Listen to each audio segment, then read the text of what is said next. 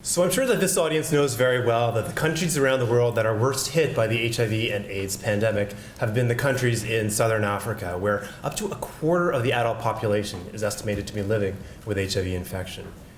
Here in Canada, only about 0.3% of our adult population is thought to be living with this infection. But importantly, that 0.3% is not distributed evenly across this large country. And in fact, among gay, bisexual, and other men who have sex with men, or MSM, living right here in Toronto, a staggering 18.4% of this population is living with HIV. That makes our epidemic even worse than many of the hardest hit countries in sub-Saharan Africa. And it makes St. Michael's Hospital, and the very location that we're meeting on tonight, the center, the geographic epicenter of one of the worst HIV epidemics in the world. Fortunately, today in 2015, we have access to tools to prevent HIV that we did not have access to even just a few short years ago. And one of those key interventions is something new called PrEP, or pre-exposure prophylaxis.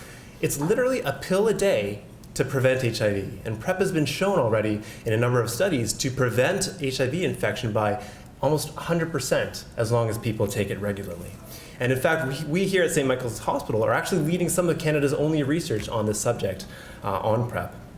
One of the fascinating things that we found so far in the course of that work and in the course of our clinical work is that a lot of the people who are using PrEP experience a really profound lifting or improvement in chronic anxiety and stress that they report related to this burden of HIV risk that they've been living with for so much of their lives. And we think that this mental health improvement or change could be critically important, potentially shaping how well PrEP actually works at preventing HIV for them, both at the time that they're taking it and over the long term. And so we plan to set up a cohort of people using PrEP to study this phenomenon in much more detail here at St. Mike's over the coming year. And to complement this work and to actually take it to the next level, to actually deliver prevention and to stop the spread of HIV, we'll be engaging with key leaders in health organizations around Toronto to understand how men who have sex with men connect to services and connect with one another, and how we can actually target interventions to prevent HIV.